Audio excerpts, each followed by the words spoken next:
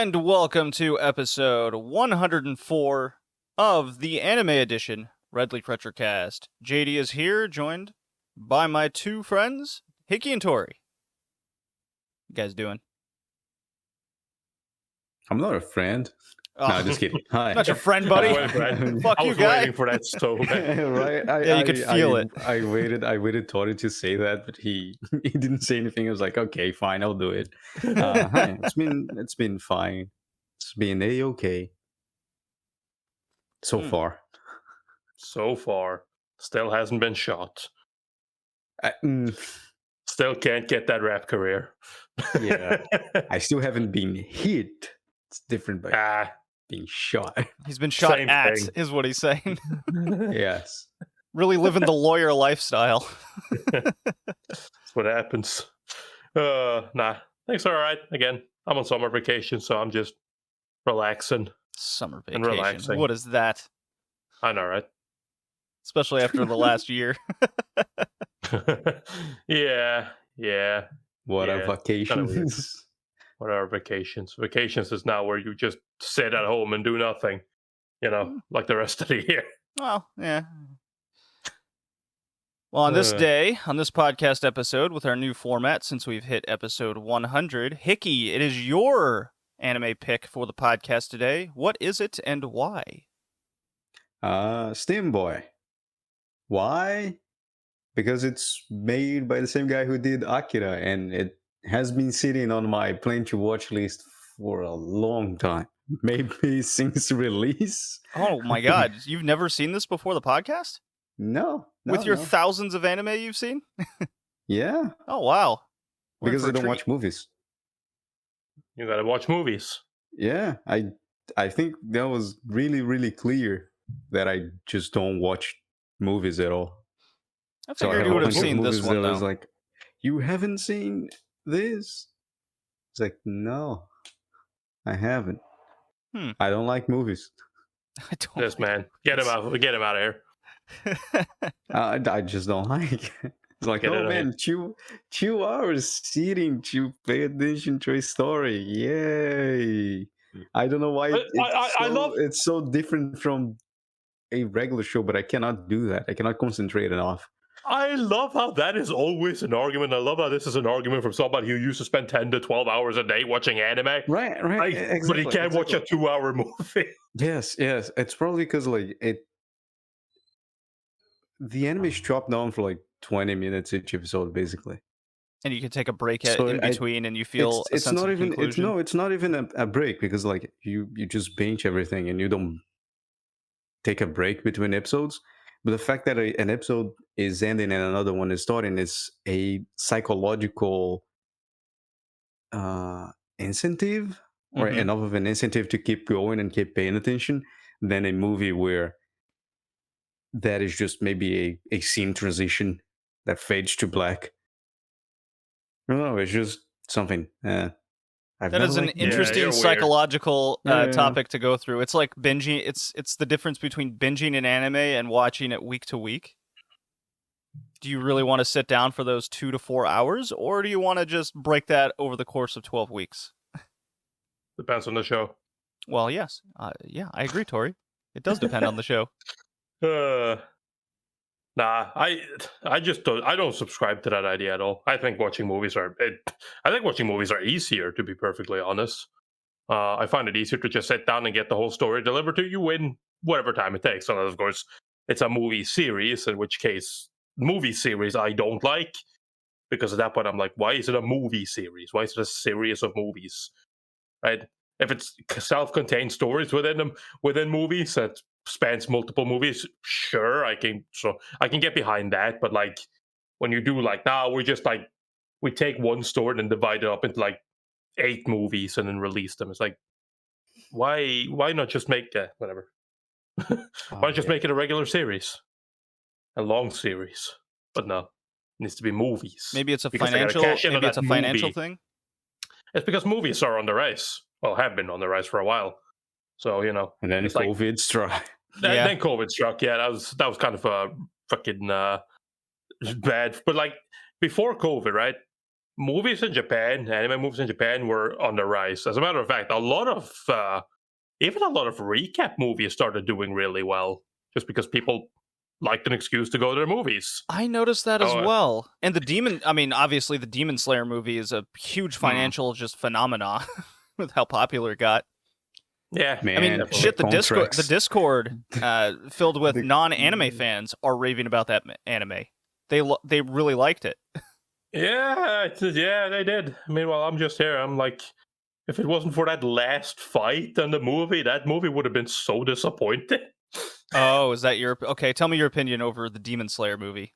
Okay, so just real... 5 minutes. I'm not going to spoil it. I'm not going to spoil anything. Like, so what I dislike, right, is the fact that for a long time, right, when we get onto the train, right, that's obviously the entire thing. It's the fucking train. And then we're introduced to kind of the whole little plot with the dream, and the first villain, the one that's kind of like, oh, it's just the main villain demon here, infiltrating dreams, or having these kids infiltrate dreams and destroy their core or whatever. And it's just like, and every time he's on screen and talking and anything else, and I'm just like, this guy is so underwhelming for a villain. He is so fucking boring.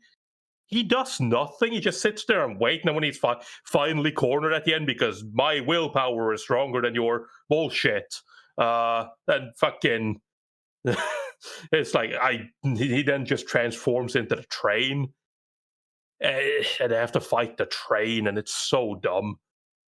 And then, of course, the fucking at the end, new demon shows up.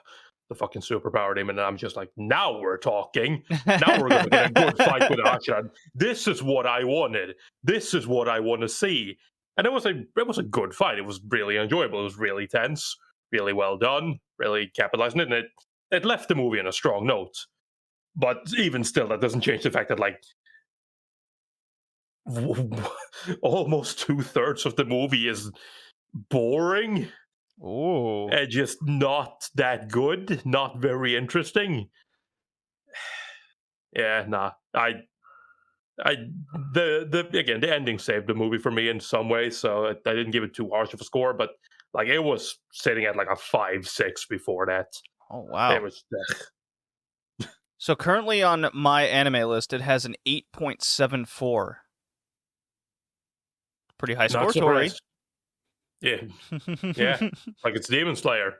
And it's if you ever say anything bad about Demon Slayer, not even bad, but if you ever I didn't like that, or, I didn't particularly find Zenitsu a very interesting or very fun character or anything like that, people will just jump down your fucking throat as if you just, I don't know, fucking ruin their lives or something. Also a topic in the Discord when talking about Demon Slayer is Zenitsu's a little bitch. It's the worst character. Yeah. The guy who does the worst character, but god fucking damn it, he is one of the most popular characters in Shonen Jump, and just in general one of the most popular characters in Shonen at the moment. Yeah, I don't get it. Tori and I are on the same page. But he is so cool. When he fucking passes out and uses his lightning attack, sure, that's cool, I guess. For the 5 seconds it happens. You can see that the fans can really, really identify the character. Yeah, true. I'm really cool when I'm passed out. Right? Isn't the sequel of Demon Slayer supposed to be coming out this fall? Is it this fall? I know it was announced, but is it fall? Fall? Our fall, Hickey, not yours. Yeah, it only says 2021, so I guess that only leaves fall. Yeah, it leaves only the one season left. Yeah. But since it still hasn't been confirmed, that makes me think it might be December 2021. That would be winter 2022, but still 2021. Well, that would mean that the premiere date would be 2022, right? Because winter season doesn't start until January, whatever the fuck. It starts it's because it's the next season. The winter season starts the next year again. Sure. No, yeah, but it can have more episodes than normal. So they start in winter, in December 2021 and run towards winter 2022 and finishes off in the same time in spring 2022. So like 26, 28 episodes, right? Sure, it could, but even still, I feel like they would have at this point at least said something about it. And considering the fact that I can't find anything that confirms an actual seasonal release for it, that means that to me seems to imply the fact that it's going to get pushed back to 2022. To me, anyways, Most that's likely. how this usually works, in my experience. I Yeah, could be no, wrong. most likely. I could be wrong. It could just be one of those things where it's like they suddenly just come back. It's releasing now. Joke's on you. It looks like paper mache. It's releasing now. Amazing. I can't wait to watch more ufotable goodness animation. No. This is done by JC staff. You motherfucker. You wouldn't. You wouldn't dare. Oh, they were there. Oh, they would there. Okay. 100% were there. The moment ufotable just says, "Nah, sorry, we're busy. We don't have time to make that." That's the moment they immediately call up JC staff, because JC staff accepts anything, no matter what. Even if they can't fucking produce it in time, it's like, yeah, sure, we'll take it. Yeah. Oh, well, our main studio is very busy. Let's go down to the second best choice, called Dean. Oh, that's the second best. I fear. I have fear. I mean, at their best, they could be, yeah. At their worst, Yeah. Oh boy. Call that one weird hentai studio that actually do good shows from time to time. get arms back from the dead and have them do it. Well, alrighty. I have not watched any of the summer season anime yet, although I have heard good things over Sunny Boy, for what that's worth. Yeah, Sonny Boy.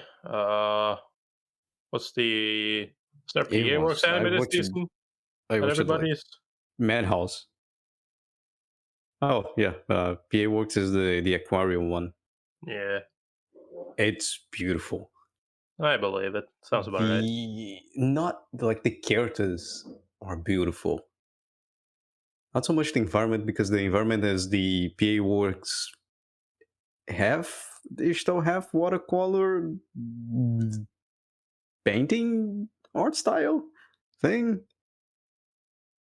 So there's not a lot of variation. I don't know how to explain. I'm not an artist, but you get what I'm saying. It's very static, I guess. It's still beautiful, but it's just looking at a painting, not so much a background. The characters, however, they are great, beautiful. Which show is this? It's called Shiroi Suna no Aquatope. Yes. Oh, okay. I'm not watching it because it's PA Works, and I'm so sick and tired of PA Works. Slice of life. No, definitely not. Like, the moment I looked at that as well, I just immediately got like glass lip fucking flashbacks. Oh, I remember being excited that sounds for terrible. That. Like, I remember being excited for that because that PB and like the opening, it was just, oh my god, summer vibes. Oh, so like you want an opening to get you in a mood for summer.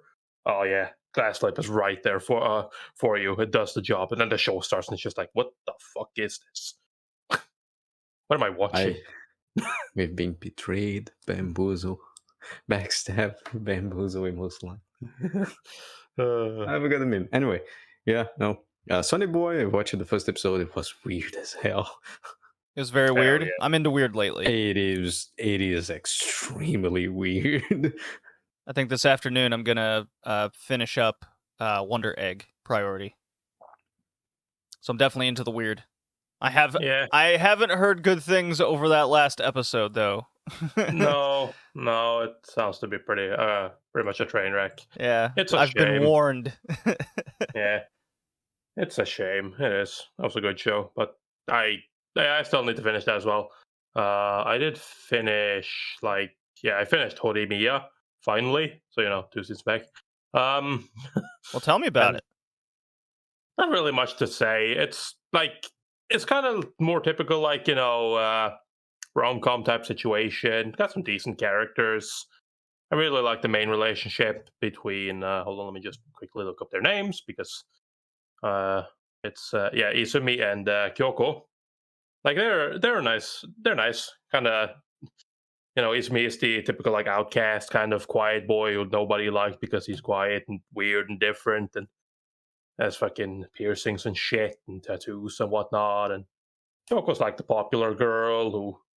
It's a bit of a homely girl at home, a little bit like not really much of like going out and with friends and stuff like that. She has her own thing going on, kind of busy, and kind of in high school they kind of by coincidence meet up, kind of hit it off, end up starting dating, and then the like last couple of episodes just kind of starts focusing on all the side characters, kind of their own relationships as they're starting, which was not quite that interesting, to be honest, because it's like, I don't know, they're not as likable characters, I guess. Just kind of they're just kind of there. It's like, hey, it's a funny guy and the airhead and the smart girl and the one who will never ever admit to ever wanting anything, and kind of typical stuff like that. So it's like, that wasn't super interesting, but yeah, all along, it's a good show. I enjoyed it. Took me way too long to finish it, but I enjoyed it. What did you end up giving it? I think I ended up giving it a 7. I was sitting between a 7 and an 8, but like when they shifted focus over to pretty much exclusively just side characters, I lost a lot of interest, so I lost that 8. That makes sense. When I finished up, I was contemplating giving it a 6, but I was like, I did still like a lot of it, and it's still like, it does give you those feel good vibes and put a smile on my face. I was like, I'm going to be nice and I'll give it a 7. But it was dangerously going close to slipping all the way down to a 6. Yeah, if a show doesn't have a satisfying ending to me, it immediately loses a point, and then depending if it triggers anger or extreme disappointment, it'll lose anger. Oh yeah, with just straight up. It's like, man, I love this anime, but Wonder Egg priorities coming up. Never mind. I like the ending, right? Because the final episode is nice. The episode ends with them graduating high school, kind of, and it's just like that uncertainty, like, what do we do going forward? Will we still be together? Yada yada yada. And then it's just kind of like the whole like, stop worrying about it. Just live in the now. Don't worry so much about the future. Don't worry so much about the future. And then kind of the spoiler alert. Izumi proposes to Kyoko actually before they graduate, so they decide to get married. But do we get an answer, or does it like fade to black on you? No. He just kind of dumps that out there, and Kyoko accepts, and they basically confirm that they will be together after. So yeah, like I said, it's just feel good vibes, nothing like serious, just feel good vibes. All right. Let's see. I just watched more One Piece, pretty much. I did go through an ordeal with my laptop last weekend, which was an absolute disaster. I don't know if you saw the pictures or not. I don't think I did. No. So, the short version is the battery in my laptop completely went kaput. 0 charge. So I had to get a new one. Okay, well, get a new one, replace it. Sounds easy, right? Depending on the laptop type. Correct. Well, I have this nice gaming Alienware laptop, and the battery. So the short version of the changing out the battery is I have to rip the entire laptop apart because the battery is in the very last location you can get access to. So the hinges on the screen have to come off. It's tied into the motherboard. The motherboard's above the battery, sort of tied in. You have to take the whole keyboard top off, etc., etc. You get it. Good thing, mine is similar, but good thing changing the battery is not that hard. It's like the first thing that comes out after you take off the keyboard. Yes, that is a smart design. Putting RAM though, no, it's not. It's a smarter design than what I experienced. RAM, I actually need you to do that. Like RAM or the SSD. Yeah. I had to disassemble everything. Remember every single screw, flip the motherboard, put it under the motherboard, and then rebuild the whole laptop. And then I tried to start it and it didn't start. So I had to disassemble everything again, check everything again, reassemble it, and then it started. So I had to do the Well, same thing. my brother's one is just like, oh yeah, you just take off the back plate, everything's there, cool, awesome. Yeah, very simple. No, so my problem was disassembling, reassembling it 4 or 5 times before I was finally convinced all the cords and ribbons and all that was properly inputted and back, and it takes just hours to do all this. Yeah, I know. It's like this little connector. Small connectors, like, good luck not scratching your motherboard and just totaling your laptop. Right. Like, so I had to buy special tools, kind of pincers and shit to just not fuck up. Yeah. So lucky me, I have a lot of these tools because I take apart my video game consoles and whatnot to clean them out or try to mod it or whatever. So it's like I'm not totally incompetent, but the one thing I will never do is solder anything. I will never try to do that. I always get a friend or someone who actually knows how to do that properly to do it for me. It's just like, I know what to do, but I'm not good at the solder part. So with the laptop, the BIOS in the computer, it hadn't been updated since the day one I bought it. It brought it out of the box, and I thought the BIOS just updates with regular computer updates. Oh, how wrong I was! So this is just like after hours of trying to figure out why my computer's not functioning. Okay, it won't turn on. It won't recognize the power cable. It won't recognize this. It won't I'm like, what is going on? And call up my software friend, and he goes, "Oh," and he wasn't the first one. A couple of people in the Discord was also helping out. They're like, "Oh, check your BIOS." And my BIOS is at like 1.0.3. And now it's on like version 12 or something crazy.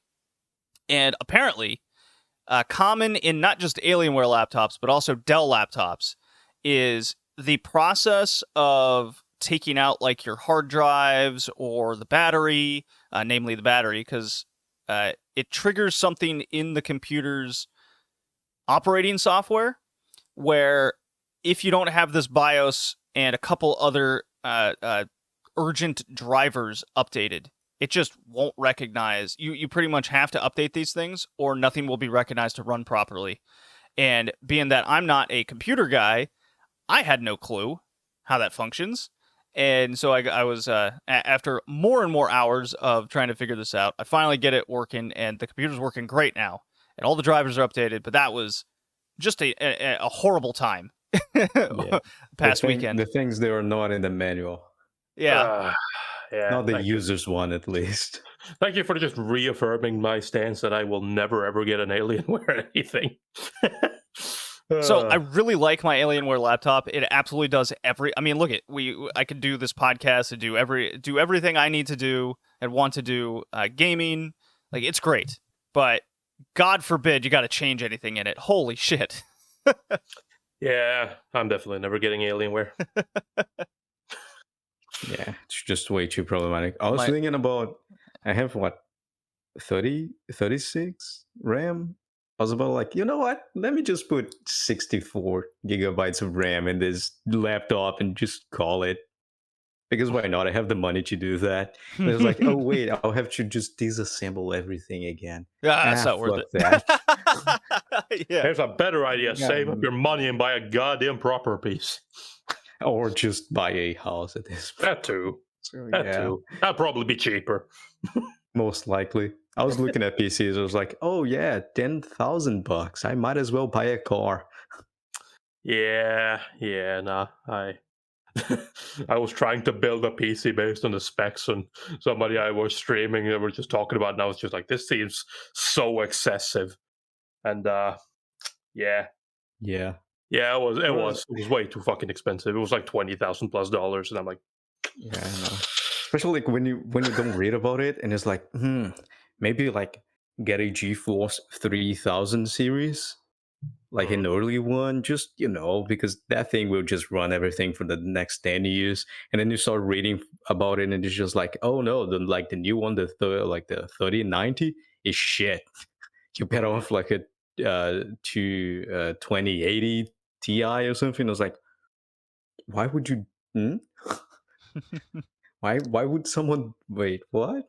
That doesn't make sense. Why the newest one is worse than the early one? Why? I then I gave up. I was like, you know what? I'm gonna just get everything AMD if I need to. Yeah. It seems cheaper. It consumes more energy, but it is cheaper and apparently better. Yeah. And shit makes sense. If a graphic card came out today, it will be better than the one that came out last year. While with Nvidia is like, if something came out today, it's worse than something that came out 5 years ago, but better than something that came out 2 years ago. Like, I was like, you know what? Yeah, fuck that shit. Simple enough. It depends on what it's for as well. But yeah, no, there's a lot of that. I mean, sometimes it's like, I don't know, a lot of time, or every once in a while they'll come out with like, this is like the budget version of that. Just like, okay, so it's like it's essentially the same naming convention, but it's like way worse, but it's cheaper. Right. Yeah, that's the thing. The problem is like when you look at that and then you look at a graphic card from 2 years ago, and the graphic card from 2 years ago is better.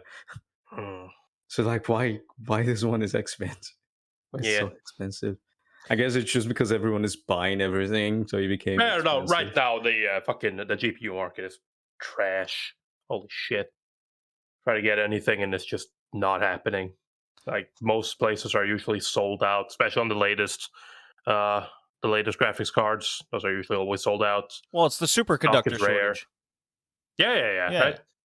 But then fucking, if you want graphics cards, you better go to Taiwan or something, because they still have them in fucking mass. Yeah, because they can't actually ship them anywhere. It's been a problem just worldwide. It's a pretty interesting story to read about. It is. But the laptop crisis was all last weekend.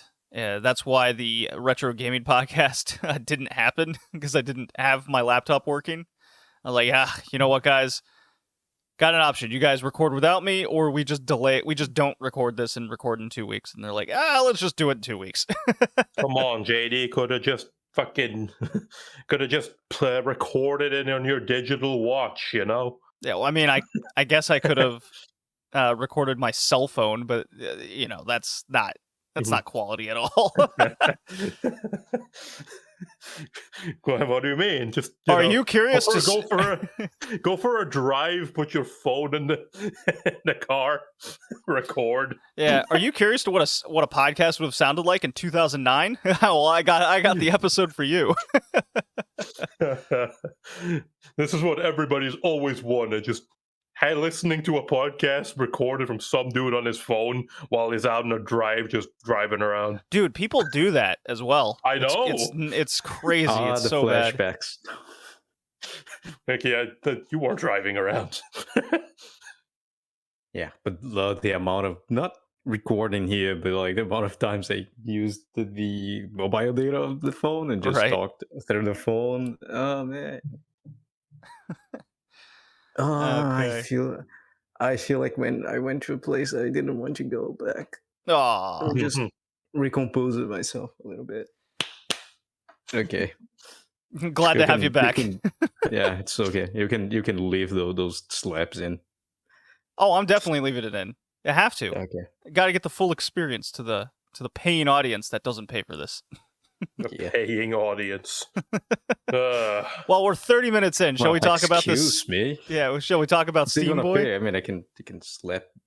Yeah, never mind. Never mind. Let's not go there.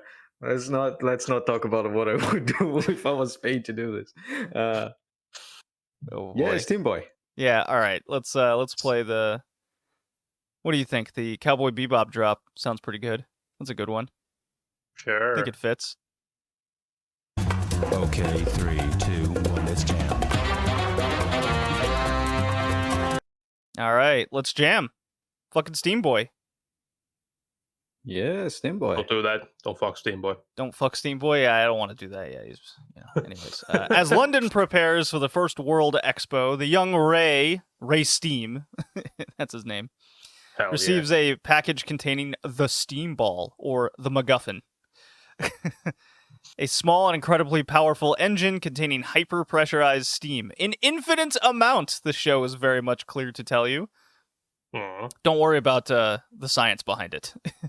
It's okay. It works. Yeah, it works. Just deal with it. Don't worry about it. It's Todd Howard version. It just works. Yeah. Developed by Ray's father and grandfather in America under the supervision of and funded by the O'Hara Foundation.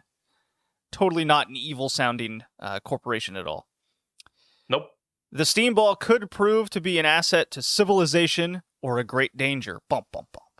But after Ray finds out that the steam ball must not fall into the O'Hara Foundation's hands, he sets forth on a mission to keep the item safe and away from those who would use it to fuel a brutal war. This came out in 2004, the summer of 2004. It's by Studio 4 Degrees Celsius and Sunrise.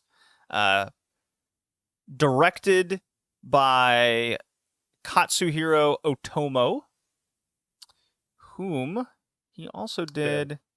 Nobody's ever heard of him before. Yeah, he also did that little thing called Akira. No big deal. Yeah. Don't worry about that. No big deal.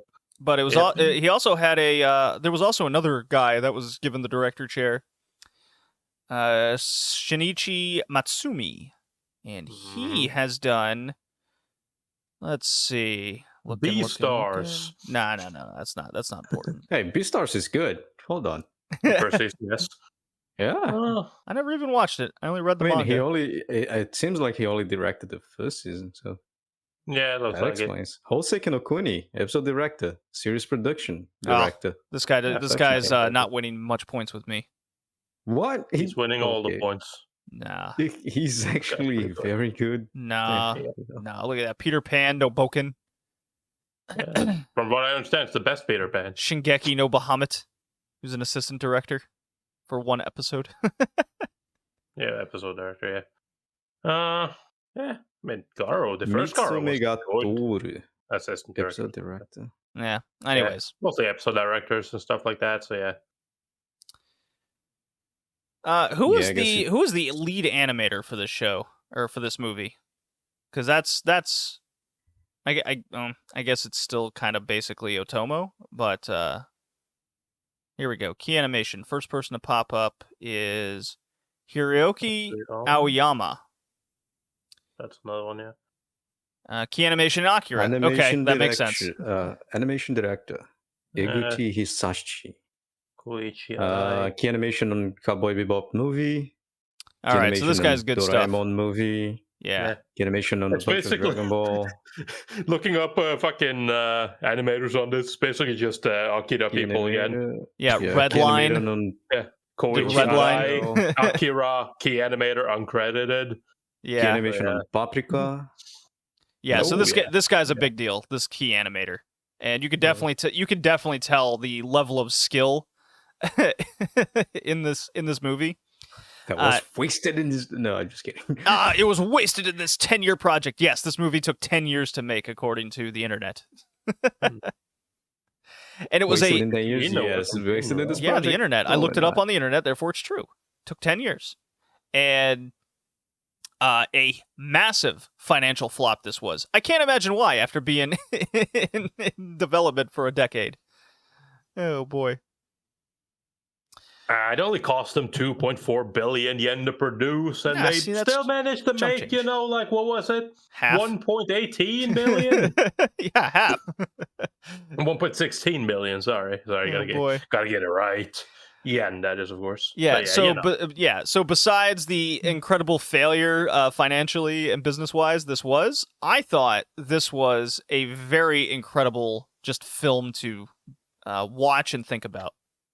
Uh-huh. Outside of a couple kind of characters, and outside of one girl character, we'll get to her, and her voice acting involved, along with kind of the just constant prattle of ideology versus pragmatism that got wearing. I really, really enjoyed this. What'd you guys think? Yeah, no, I had a lot of fun watching this. I watched this a while ago, and it's definitely one of those movies that, like, it's kind of deceptive, right? Because I find like I came across this movie like multiple times before, but then you look at it and you look at the score it has, like Mal and stuff like that, and you look at the promotional art and whatnot, and it's like It's pretty low considering.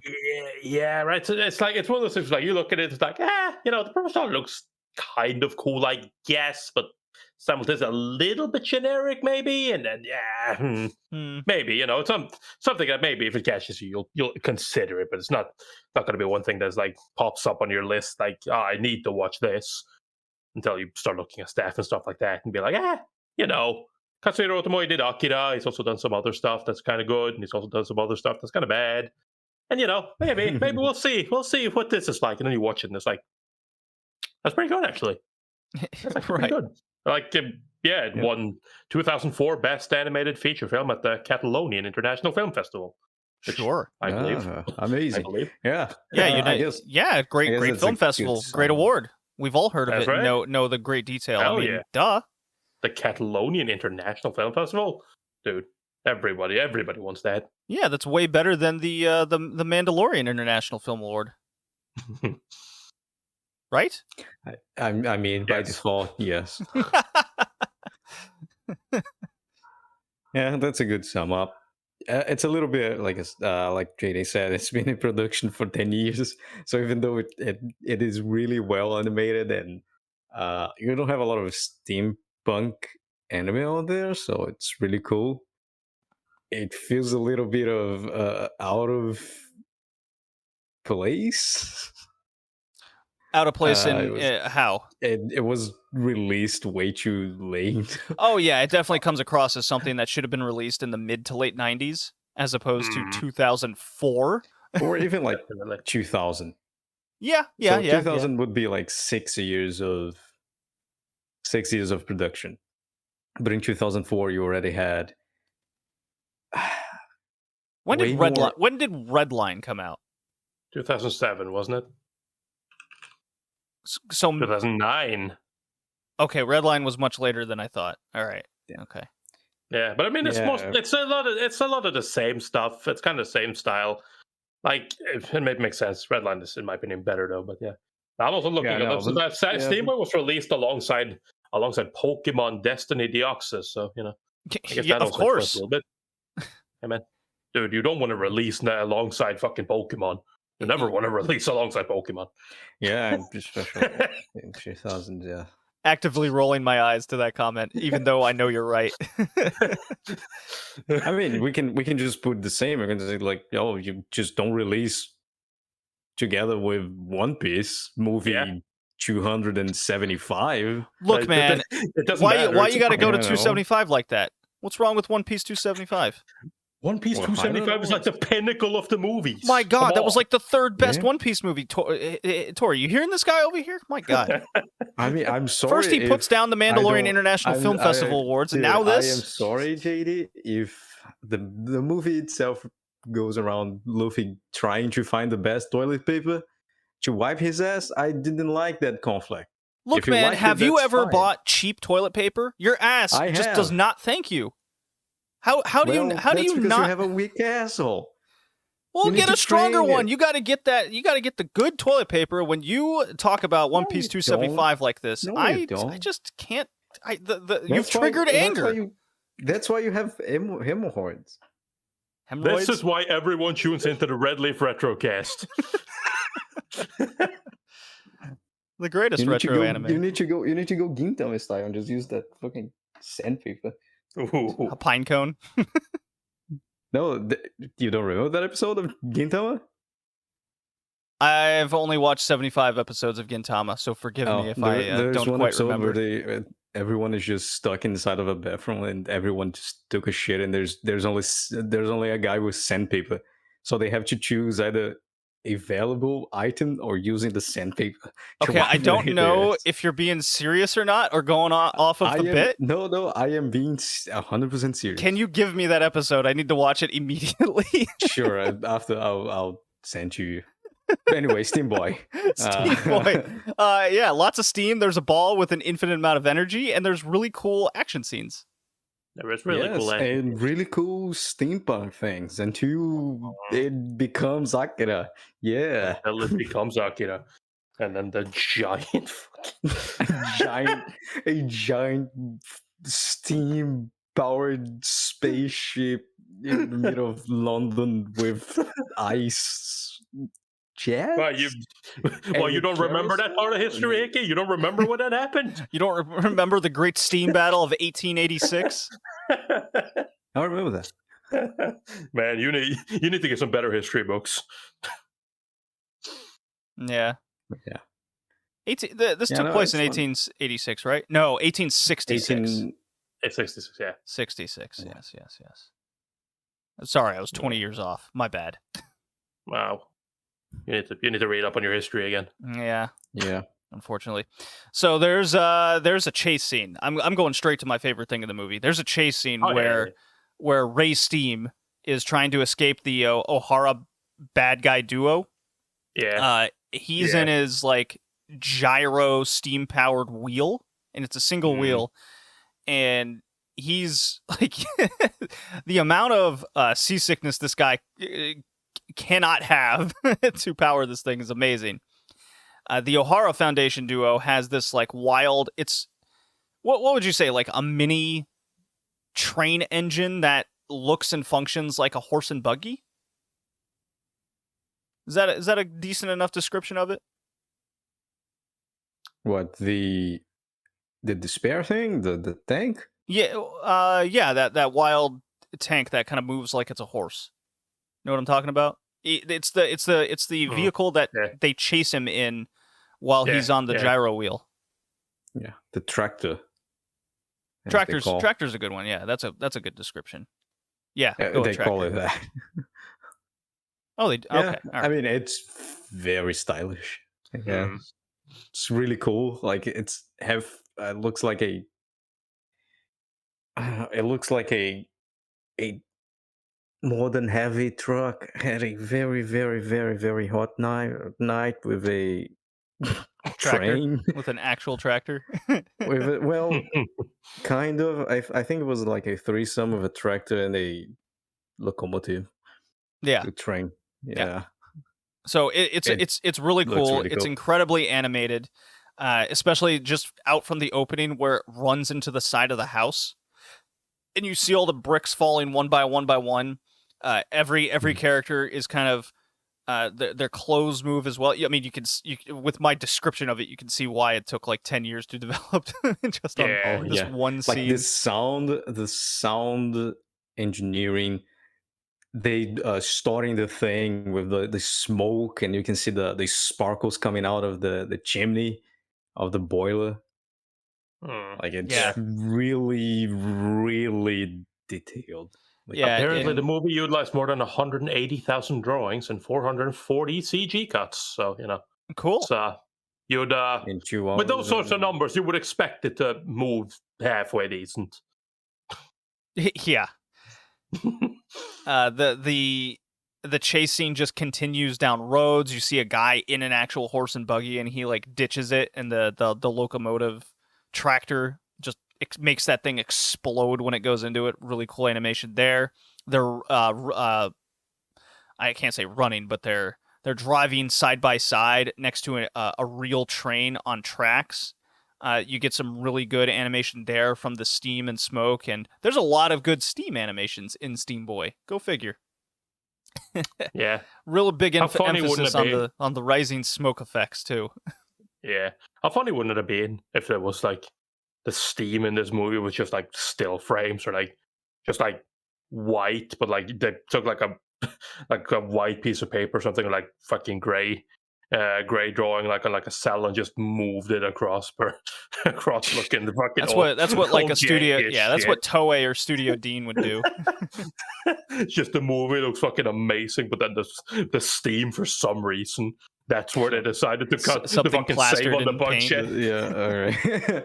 the Steam is straight up from Speed Racer Smokes. And it's literally that. Just like someone tied a string to a cell with smoke and just moved it, and the guy's just going click, dragged click, it, click, yeah, click. dragged it across the other cells. That's really funny. I love it. And one thing you'll notice during this chase scene is our Ray Steam in his gyro wheel gets caught in between the tractor, which is the O'Hara Foundation, and the actual train on the tracks. And there's your big metaphor, physical metaphor of the anime is our main character is stuck in between the pragmatism and ideology of modern science kind of deal. So I thought, because I first watched this in 2016. I know this because I tend to write these things down and then just have them. So when I rewatched this, I was like, oh, okay. Like a lot of, because the anime doesn't have a lot of, for an anime that has a lot of pragmatism versus ideology debates throughout it, it doesn't have the most complicated plot story and deep thought into it all. You're basically just watching great animation with Ray Steam involved. It's pretty cool. Yep. That's about it. Well, their story that. is just not really innovative. Yeah, I guess that's all I can say. I don't see, like, judging by the fact that it was written in 1994, even for a 1994 story. Yeah, no. Like when I judge those kind of movies or judge those kind of stories, not the movie itself, the story. We have a really, really cool dude that wrote a lot of really, really, really cool shit like that called Jules Verne. So your story needs to be at least as cool as a Jules Verne story. This one is not there. Simply not there. I mean, they tried. They really did. Because the further when you get into the like third, it's like watching steampunk Star Wars, dude, from time to time. I guess, but Especially because his father just becomes Darth Vader. Yeah. He's basically yeah. half cyborg kind of deal. He has patches of hair, which he should just shave those off. But I guess but the purpose of the character's design is to install his insane levels of pragmatism that has actually shaped his physical being. That's the idea behind him. The third act is just so much just dialogue being yelled between the characters. Just, I want science to be the next thing, reshape the world. No! Science is dangerous! You must use it for man and the good of stuffs. It's just over and over and over again, and all while they're just yelling at each other with their ideals just crisscrossing. In the background, you have Big Blimp with Steam, Ray Steam, and annoying British chick is just yelling constantly, and I was like, "Ah, come on, guys! You were so close." You almost had it. Yeah, there's some weird stuff. It's the same thing. I mean, I get it, right? But like, you have the fucking like the literal war breaking out in the street as well. Is kind of like that's cool shit. It's like it was cool, but I also have to kind of laugh at it, at like the silliness of it. You know, how it's like people just fucking running out there, like fucking, like, oh, cannon being fired, better fucking duck. Like it's just like yeah, sure, of course. Hold on, let me just run through this battlefield. I need to talk to this guy. My favorite is like there's the Royal Navy, and it's like, all right, we're gonna fight this war against the fucking private soldiers. let's send in the Scotland Yard with cannons. I was like, wait, what about the Navy? Fuck the Navy. The Navy's just there. Why does the Scotland Yard have the tanks? Hold on a second, something is wrong here. Where are the redcoats as well? The redcoats. Why is the police fighting this war? The police not training. It's not trained for this. Yeah, no. They're not trained to fight guys in super suits powered by steam. Well, apparently in this movie they are. We have prepared our entire lives for a scenario. How? Well, the answer to that is don't worry about it. They just do. This is new technology. What do you mean? How are you so ready for this? Yeah. So the whole moral is this steam ball can either help mankind or be the end to it, where the grandfather wants to keep it away from basically the people wanting to turn it into a weapon of war, which is Ray's father, who is obsessed with basically selling this new technology to the highest bidder, and it'll just cause a lot of mayhem. My understanding was it was all about like a private army of these steam things, and they don't really care how that affects mankind as long as you recognize its power. That's the most important thing to him. Pretty much. Yeah. Yeah. Do I have a good grasp on what this was about?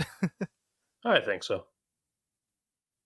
Yeah. I mean, if I made a fucking flying fortress thing, I would love to show it to everyone. I'm not gonna lie. It's like, oh, but they're gonna use it to kill other people. Yeah, but dude, look at this cool fucking thing I made. Dude, look at this shit, my guy. I have become death, destroyer of words. Look at this shit. I have become death, freezer of everyone. Yeah, the ice thing really threw me for a loop. I was like, wait, hold on.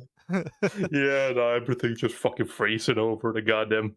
Everything is just like, I don't know, wow. Jesus Christ. I need to check that out. It's like, oh, it's super pressurized steam that comes out and makes a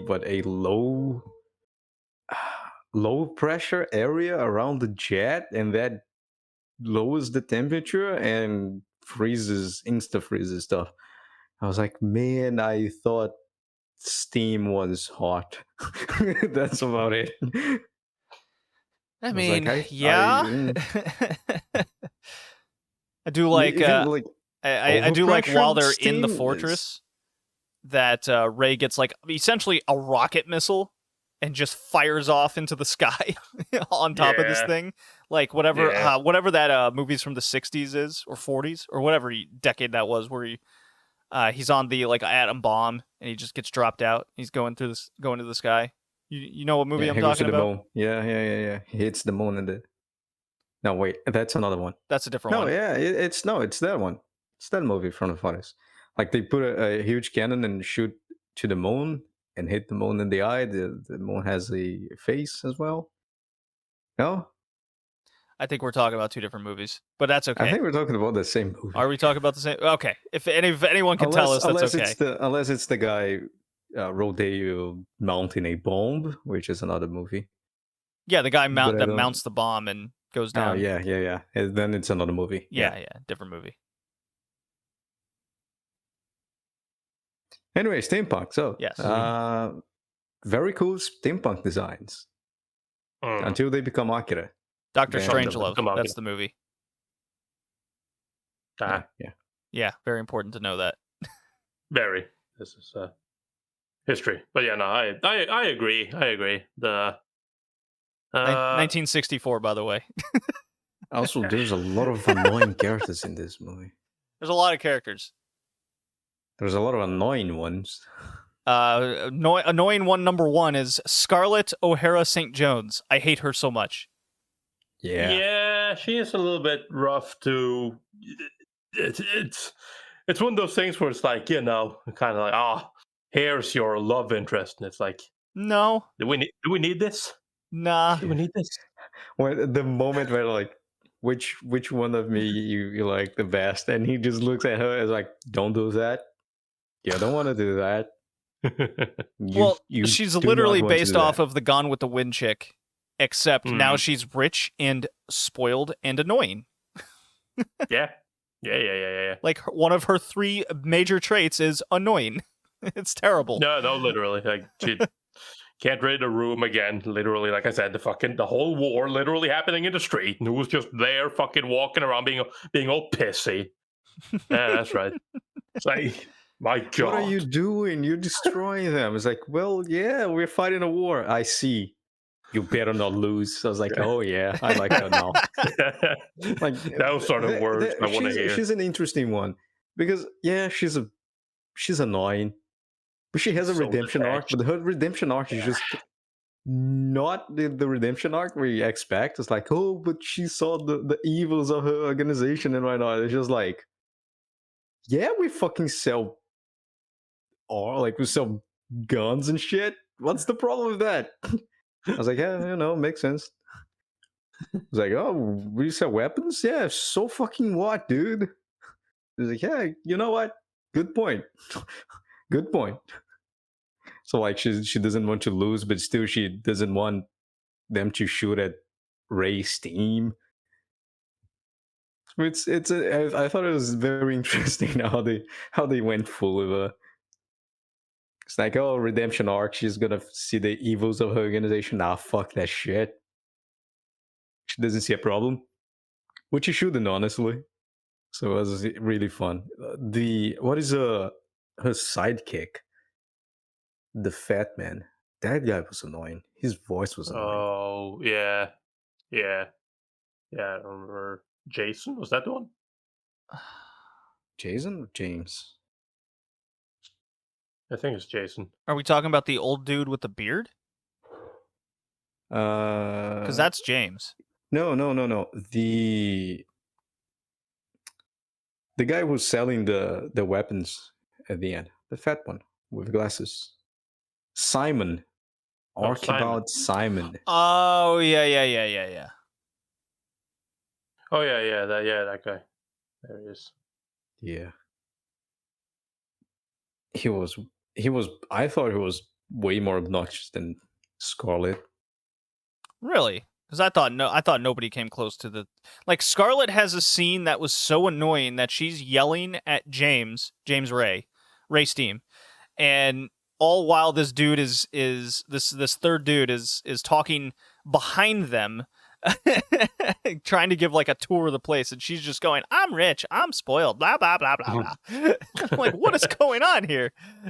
She's detached, JD? Like, well, yeah, she is definitely detached. You are absolutely correct. She's so detached from reality, she doesn't understand anything that's going on.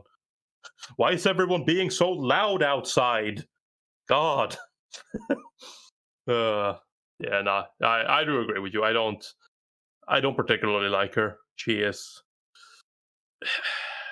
would have been better if either different person or even not in the show. Honestly, movie. I'm not a big fan of how she handles. She becomes like the fucking the thing was like, all right, we need to do something. We need to stop this thing. We need to stop this. Why are you here? Why are you following me? Can you please just go sit in a corner? Just don't be in my way, please. Yeah, there were a lot of scenarios where they needed someone else.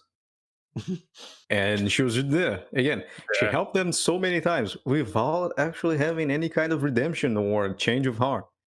She was just there like, I don't want to die as well, so might as well help. Yeah. She's just there for that. She's there to push buttons and she reassures the O'Hara Foundation objectives, I guess. Right. No, yes. They have a lot of weird it's shit. kind of the same as Stephenson. Yeah, no. He's just there and it's like, yeah, I'm also selling weapons. but you know, like a lot of weird shit that happens in this show. Like same thing as like fucking when Lloyd's team, like fucking Grandpa, just even in the beginning, just like randomly shows up, like fucking just.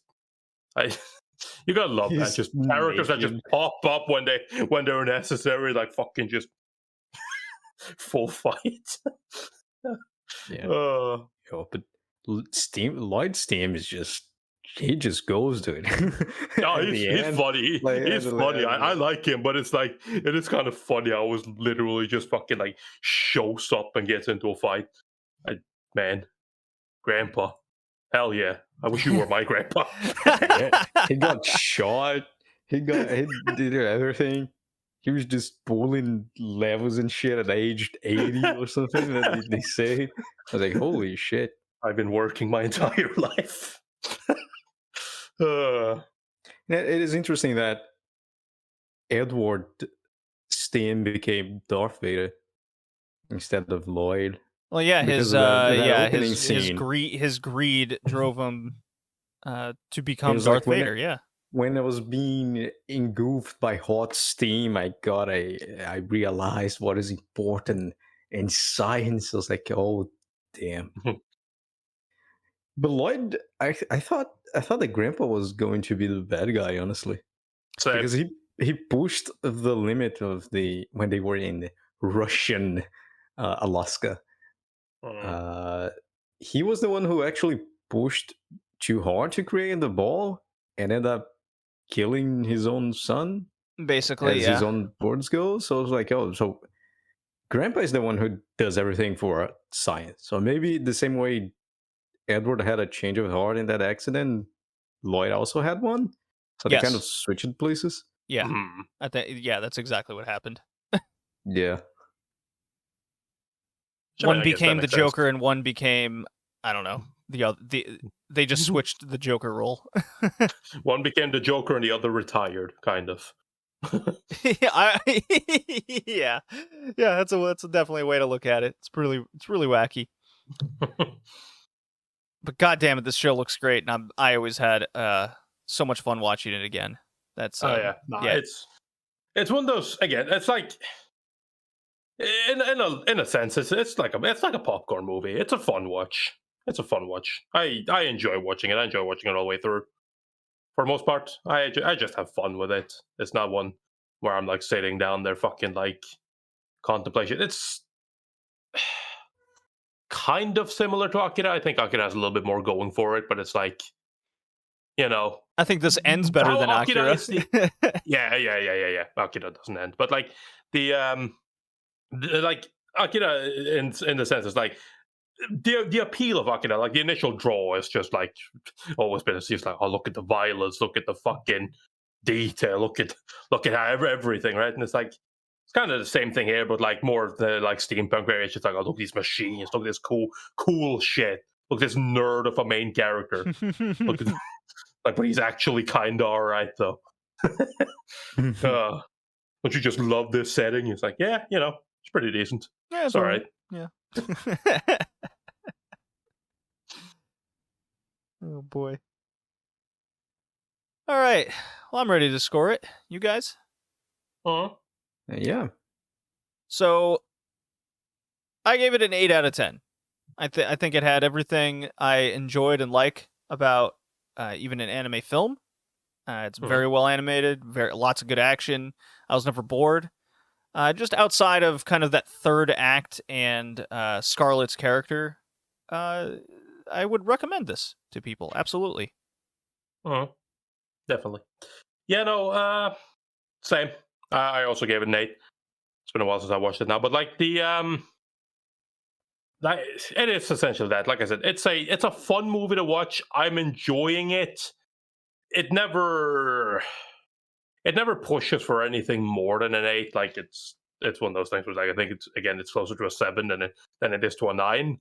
But sure, yeah, I can see that. It's a fun movie, and definitely it's one that's like, you know, it's one that's kind of fun to bring up because still a lot of people, you know, that haven't seen it, and it's a fun movie to watch. It's always fun to just recommend it to people and be like, hey, you should check this out. Probably maybe you haven't, maybe you've heard of it before, maybe you haven't, and then, you know, see how they react to it. Yeah, Not everybody loves it, I don't but think it's bad by any means at any point in time. That's for sure. it's not everybody's cup of tea because not everybody's into steampunk and whatnot. But it's a fun movie. It's definitely worth the watch, right? There's nothing. It wasn't a financial flop because it's not worth the watch. Right. Yeah. It's It was just unfortunate series of events. I that blame lasted 10 Pokemon. years. yeah, Oh, man, I come blame on, 10 years, Pokemon like, and the it's- 275th One Piece it's movie. 10 years of investment. I think if it wasn't that long, it wouldn't be a flop. It would probably actually turn profit. It could have. It definitely But could have. 10 years is just way too much time, way too much investment. It is. But such as the fate of these movies. Usually, it's just like Yeah, it's the hard to 2000s make also people were interested. good. It is, but like it's hard to make people interested in stuff for long periods of time. Like you kind of have when you announce something or talk about something, you kind of have a deadline, right? And it's like to kind of be like, hey, you know, care for this thing, and then just time goes and goes. It's harder to keep people's interest in it, right? It's just people don't get that interested in it, and it doesn't do particularly well usually. I can't really think. I can't think of off the top of my head of like a really highly produced really long production scheduled movie like this that actually did like super well. I'm sure they exist, but I can't think of one. Yeah, out Alright. of animation, probably. Yeah. Because I think like the one that immediately comes to mind is Akira, but it's like even that technically didn't do that well. At least not right away. So I don't know. Anyways, Hickey, All right. your score. My score, I'll also give it an 8. Wow, all three of us gave it the same The- score. When was the last time The that happened? animation, well, technically, I give it an 8 because I enjoyed it. I can't The actual believe you. score would be a 7. No, it's the point of enjoyment. Yeah. The sound effects and music are definitely really, really, really good and just go so well with the already incredible animation. Makes everything better. The biggest problem, honestly, is just the story. Depending on the person, I can see them just looking straight at the story and saying, "Yeah, this is as good as a wet toilet paper." I don't know. I think where But aside it that, made it's I think where really it made good. up for its lack of story, at least in depth, is the theories and concepts featured throughout the movie. You know, pragmatism, ideology, Yes, science of man, like that. Those alone give enough deep thought to the film where a complicated story wasn't really necessary, or at least it makes up for it. I guess so. Problem is, most of the time, it's just like two characters screaming at each other for Well, yes, obviously. 10 minutes. It's like, oh yeah. I mean, I can see that in other shows. Like, if Like One if Piece. you're not very interested, yeah, just 10 minutes of one screaming A and the other one screaming B. Yeah, you can have that on Dragon Ball, One Piece, every single show. But I'm not comparing again. I shouldn't compare because people are like, oh, but it's different this time. Capitalism. Wonderful argument you've made there. I don't think. Very articulated. I think it's good enough to make up. Not really well. It's a very weak adventure story. It's a very weird action story because they just story war in the middle of London. It happens. Yeah, yeah, just the story. And then you have like the characters, the fluctuation between really cool characters like Grandpa and really not so good characters like Scarlet. Yeah. Oh yeah, an 8. Well, okay then. Just the story. Just like the story is just too old for the 2000s, I guess. Yeah, maybe. Yeah, I mean, we talked about that at the beginning of it all. Tori, it is your pick for the next episode. What is it? It is Master Keaton, the 1998 TV series. So we're going Detective Town. All right. We are. Hell yeah. Okay. I've never seen Master Keaton. And Me neither. Not but I will it's watch not even it. on my plan to watch list. So this is brand new territory for me. Fun It's gonna time. be great. It's gonna be great. Madhouse, 90s Madhouse. Back when Madhouse was good and pumping out the majority of anime. Yeah. I remember when I went on my little plan to watch list journey, like you, Tori, and it's like every anime, like every other one was a Madhouse production. I can't believe you ripped me off like that. It's not like I totally ripped you off or anything. No.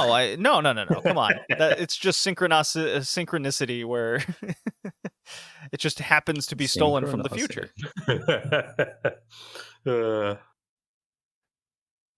All right. So that does it for episode 104. We'll see you next time. Peace. Goodbye.